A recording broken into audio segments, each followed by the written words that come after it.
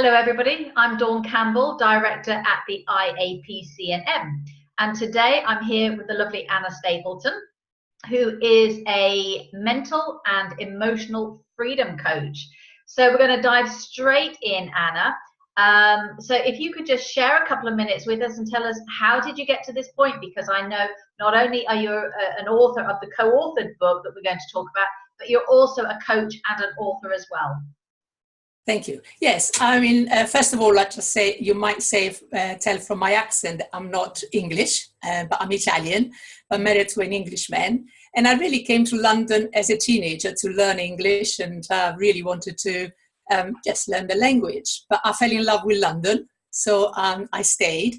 And within a few years, I found a job in the HR department of a company in the city, which I really loved, and I was given the opportunity to grow and to develop.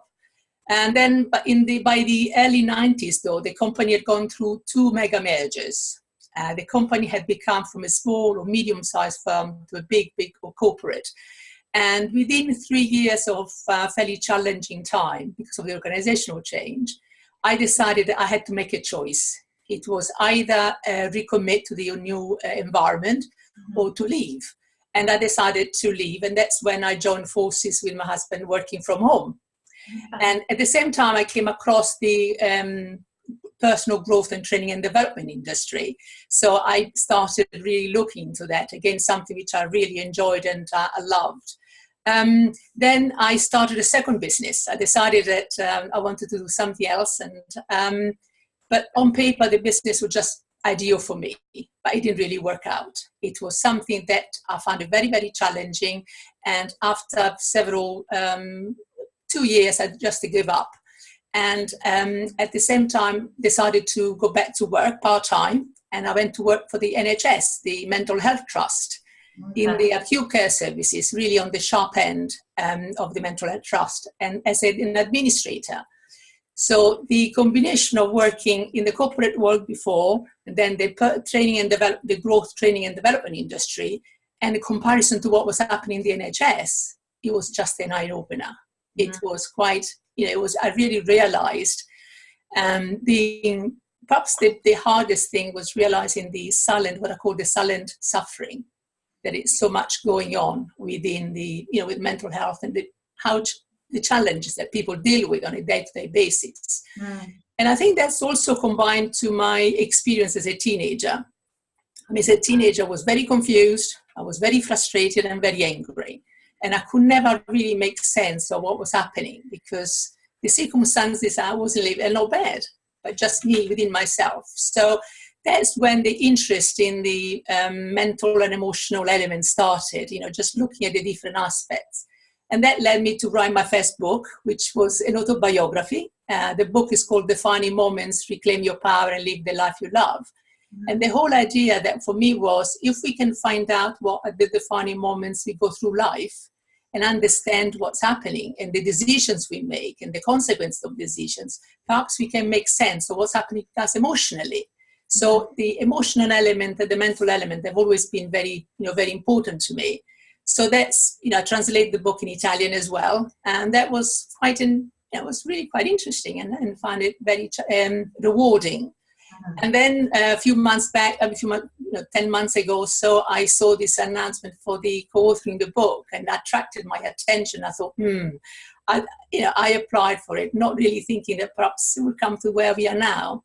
And it has been an amazing experience because my tendency has been to work on my own.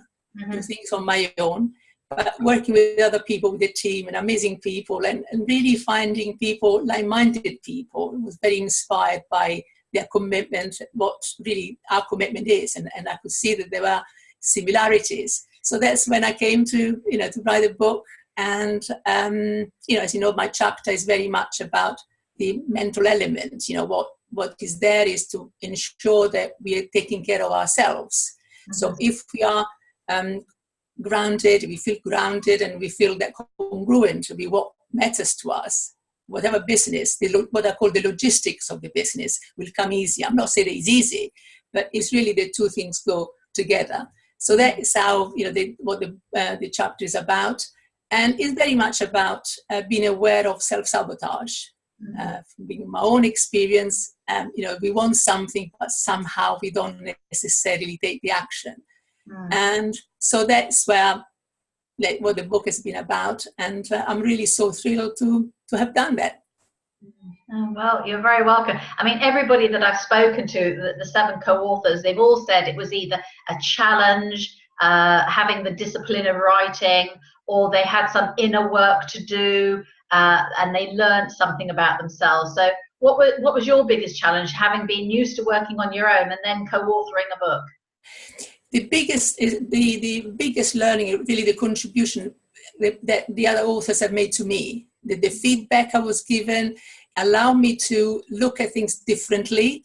And it was really quite, and also their generosity in the comments.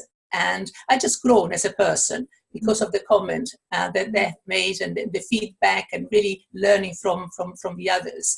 And the writing as well was a challenge, but I've actually enjoyed writing. So it's something which it was not that difficult. But it was mainly the interaction with the other authors and yourselves, and it's just been a good experience, and sometimes quite challenging, because I like to do things my own, so my way kind of thing. Yeah. But it has been I'm not the same person. I've really grown. Thank you for this experience. Oh, that's lovely to hear. Thank you for sharing that. I mean, the IAPC&M will be putting out more books. This was our first one, and we were very keen to create this platform for people to have a voice and write, because there's a lot of budding authors out there, and not everybody has the confidence, the wherewithal, or the material, or even the know-how to write a whole grown-up book on their own.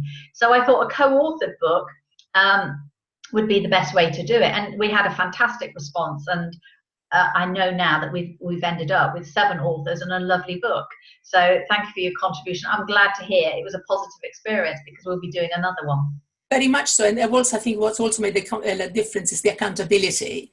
Sometimes you might, if you are on my own, think, I can put it off until tomorrow. Whereas if I know there is a commitment with someone else, I think that is a very, very important and very strong point, where people will go beyond what they would otherwise do on their own. So it's been, in that sense, has been tremendous as well. Yeah.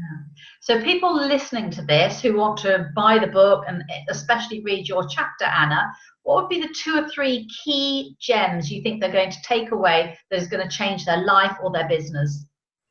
The main thing, as I mentioned already, about the self-sabotage. Because if we want things to accomplish things in life, and sometimes we don't do it, and there is that element of frustration. And my tip or my encouragement is really, first of all, never give up, but looking at this self-sabotage. And I heard someone say, I'm not sure who it was, but said that self-sabotage is misguided self-love. So it's really encouraging people to go beyond the barriers, because there are various things we can't see. And by looking at the beliefs, looking at our habits, and whatever is driven us up to that point, is just go beyond that. And it's very important, because succeeding in business, that there are 2 sides to it. There is the logistic element, choosing a business and really having a business plan and everything. But to my mind, the emotional element is very key. So if we can combine the 2, and just making sure that there is that sense of groundedness and be truthful to yourself and authentic, then the business will succeed. We'll be able to attract the right clients, and we'll be able to maintain them. There will be that sense of loyalty. So it's really looking at self-sabotage, never give up, and fundamentally taking responsibility for one's life. Yeah. So what's next then in Anna's program? What can readers look forward to, perhaps joining you in the future? My interest is in developing further what I'm doing. I'm really just with clients that do one-to-one, or also group coaching. But the other area I'm interested in is mentoring. I've really started a mentoring program with the school, where I mentor year 10 and 11 students. So I would like to develop that further. But it's really doing more of what I'm already doing, just going to the next level and ensuring that we promote life coaching as a profession, and making sure that, people hear about it. It becomes more accessible to people. So it's developing the profession.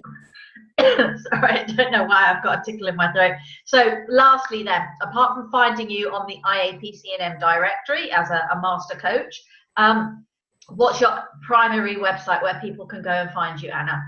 It's really the www.readytomakeachange.com. Ah, sounds lovely. Okay. Well, thank you very much. It's lovely to meet you, Anna. I hope your books do really well, and I'm sure we'll hear lots more from you in the future. Thank you very much. Thank you, Dawn.